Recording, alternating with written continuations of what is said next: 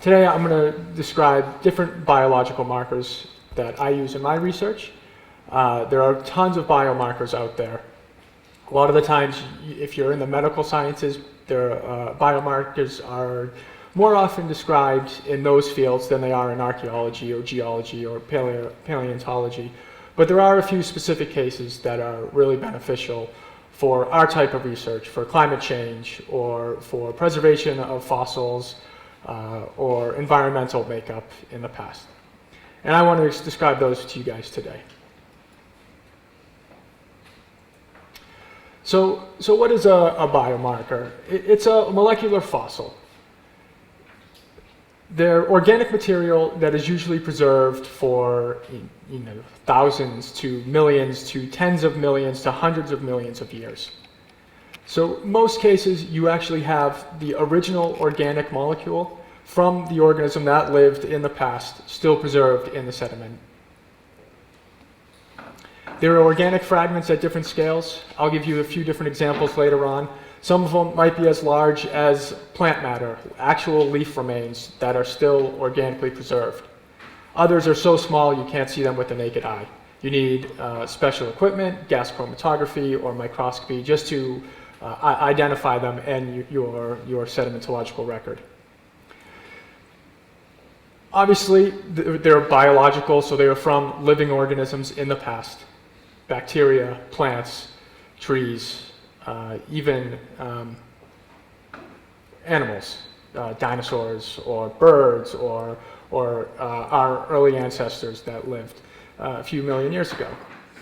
So when they grow in the environment, either as plant sources, they're produced by that original organism and then they die. And in that decay process, they either settle in the sediments or they get picked up and carried by winds or by rivers and are deposited in some type of environment, some depositional environment. It can be the ocean, it can be a lake bottom, stream bottom, but then they preserve. Their structure allows them to preserve for millions of years. And that's where we come in today and we find them and we analyze them and we say, well, this is what the climate or the growing environment was at the time. Just some examples. Sorry that this doesn't look as great here on the screen, but in the top left is a feather from a modern day macaw, a parrot.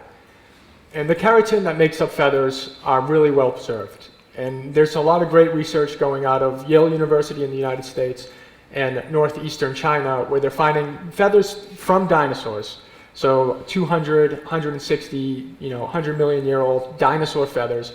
And because of the state of preservation of the keratin, they're able to identify what those animals look like, what these dinosaurs actually look like, the colors of their feathers. And that's really crazy because not even 10 years ago we knew dinosaurs had feathers. And now we're finding them over and over again. Other instances, teeth in their isotopic profiles. These were found, these are the recent hominin teeth, the human teeth from Southeast China that were found by colleagues here at the Institute. Pollen, everyone's really familiar with pollen and its capability as an environmental reconstructor. And then here, the end, plant cuticles. So the actual surface of a leaf that allows the transportation of gases through in and out of the leaf itself. These are some modern examples that you can actually see with your eyes. The ones we'll be focusing on later, you can't see microscopically or with the eye. You have to do chemical analysis to identify them. Most of them, the reason why they're so well preserved is because of their chemical structure. So they're made up of simple compounds of carbon and hydrogen with other elements, sometimes oxygen, sometimes silica, different things like that. So your typical elements from the periodic table. And they reveal information on their production, how they were originally produced.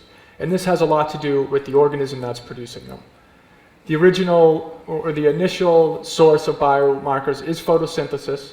So we have plants that use sunlight and water to create energy, and then other organisms either eat those plants or then decompose them once they die.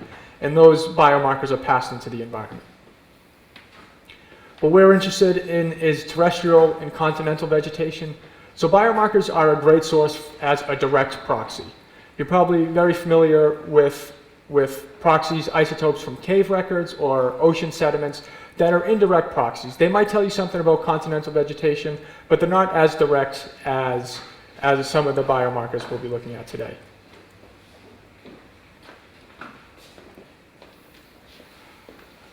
They are typical in certain organisms. And the reason this is, you know, between plants and algae and bacteria, their biological makeup, unicellular or multicellular, actually plays a huge role in the composition of their biomarkers, how they're produced, and how they're preserved. And this has a lot to do with forms of respiration or just how they bring nutrients into their bodies.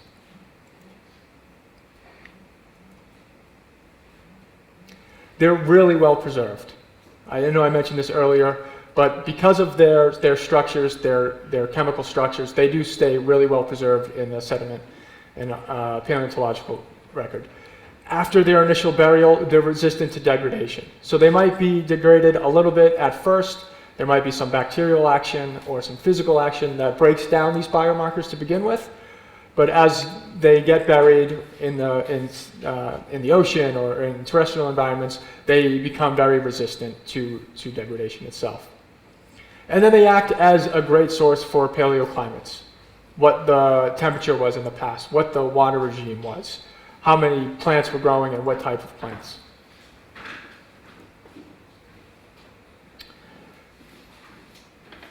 The biomarkers that I'm really interested in for my research are lipids.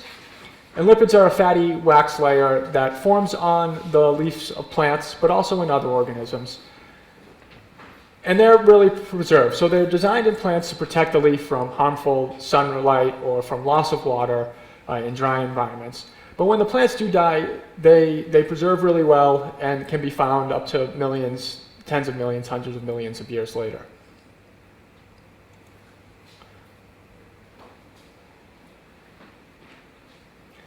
In our basic plant structure, the top of plants are coated by a waxy layer, the cuticle here. The cuticle acts as a barrier to prevent water loss and prevent depletion of nutrients in the plant itself. The lipid biomarkers that I'm interested in are a huge component made up of the cuticle. So them, along with a few other biomarkers, and then proteins actually compose the cuticle. And then when the plant dies, they preserve really well in the sediment. Now these compounds that I'm interested in are called normal alkanes, or n-alkanes for short. And they're very simple hydrocarbons. Oh wait, let me step back.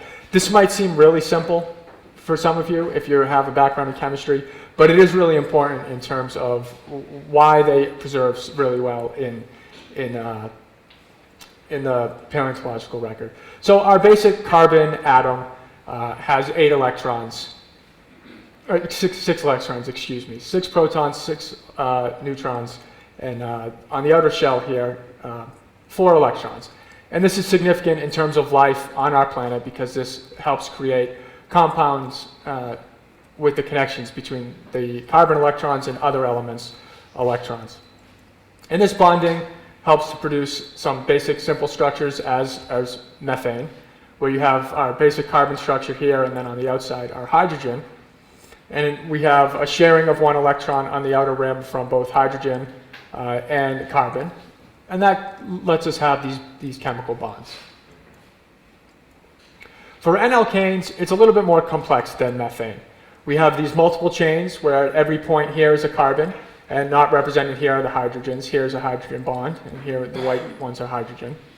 But these compounds, this is a simple one, C8, 8-HT. This can go up to C2000, C2500. So these compounds get really complex, but because of this bond strength between the carbons and between the carbons and hydrogens, they preserve well in the sediment. So obviously you can't see these with the naked eye, and they're really very resistant to degradation once they get buried.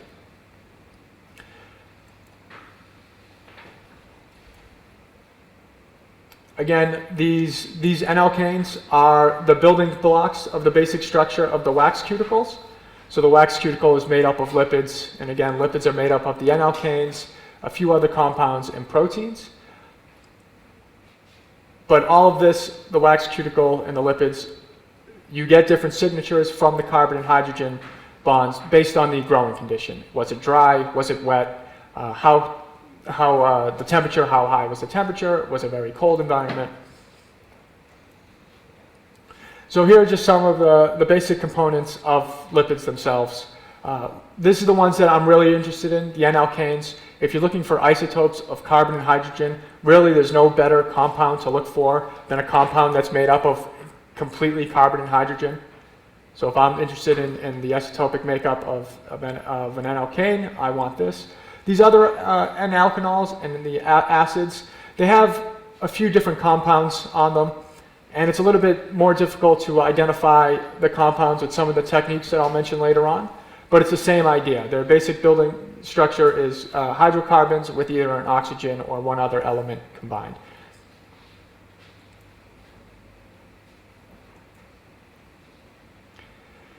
When analyzing your compounds with simple equipment, you get different structure lengths. So the bonds, if you remember the squiggly line bond for C8H18, those can increase up to large numbers. And really, if we're interested in terrestrial vegetation, plants that are growing in the environment for environmental reconstruction, then we really care about the ones here. So shorter chains, C17 to C21 are indicative of plants growing in water environments or aquatic algae.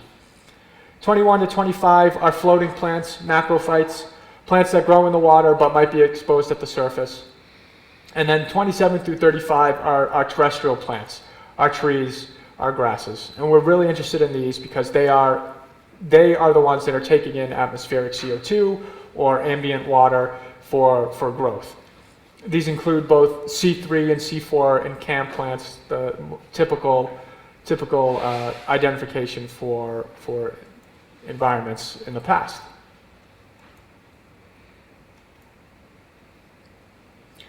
Okay, so those are all great. Knowing about our n-alkanes are great. They tell us a basic idea of the biosynthesis of our materials, but we're really interested in the isotopes that form them. So you might be familiar with carbon-13. It's a very well-known and well-used isotope for paleoclimate reconstruction, and it really has been historically used to identify C3 versus C4 plants. And a lot of times our sources are indirect. We might use teeth or the organic remains found in teeth in diet to say, well, they were eating a certain type of plant, and that plant is indicative of C3 versus C4. With cave records or ocean sediments or even the seashells, we use oxygen 18, and that gives us an idea of atmospheric water. Nitrogen 15 is a trophic level indicator along with strontium 34. They're great for trophic level and temperature. And then delta D is heavy hydrogen or deuterium. It's a more recent, only within the last 20 years or so, proxy for environmental reconstruction. Now that the techniques are coming up to speed with, say, carbon and oxygen, we can really measure our hydrogen compound, hydrogen isotopes as well. And that gives us a direct indicator for precipitation or humidity at the time. So our n-alkanes, our biomarkers that we're interested in today, are a great source for carbon and hydrogen because A, they're made up of just carbon and hydrogen bonds. And this can really give you an idea of ambient CO2 or temperature at the time. And we usually read this. So this symbol here is read as delta. So in our case, it's delta 13C. And what that really is a ratio or a relationship, a proportion between the atmospheric heavy isotope, carbon-13, how much is in the atmosphere, versus the more typical and more abundant carbon-12. So in our atmosphere, carbon-13 makes up, 11% of all the carbon in the atmosphere, where carbon-12 is 85 or so, and then we have carbon-14, which we use for radiometric dating. And then heavy hydrogen Same idea, so it's hydrogen isotope 2 versus hydrogen isotope 1, and we express it as D to H, deuterium, or heavy hydrogen to light hydrogen. And it's the same idea. It gives us a ratio of what was in the atmosphere and in the water cycle at the time of the growing environment. So why does this matter for us? Well, if we consider in terms of metabolism and biosynthesis, the atmospheric carbon and hydrogen comes from our gases CO2 or H2O, whether it's water vapor or liquid water itself. That gets incorporated through respiration either by plants or animals. Then through their metabolism, here in the case of plants, they use photosynthesis. That creates a new compound with these elements, and then upon their death or incorporated into other animals through eating or whatever, we have a specific outcome.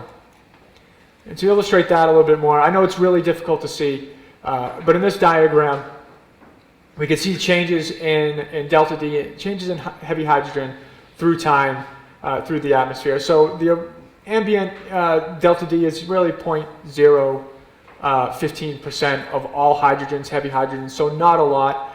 But you can see as it changes, here our delta D is read as minus 65 per mil, so parts per million, excuse me. And it's different, so as it rains and gets taken into the soil or as groundwater and then up through the tree and through evaporation, we have different fractionation of the isotope itself. So at the end, we have an output in our lipids, in our biomarkers that we're interested in, that are different than the original environmental precipitation, but it's still indicative of what we need. This is as complicated chemistry as I'll get, so don't worry about this going forward.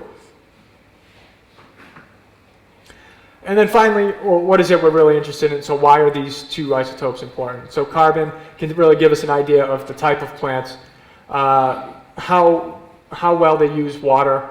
Is in dry environments, are they evaporating much more water? The relative temperature, and then obviously the abundance of C3 and C4 plants.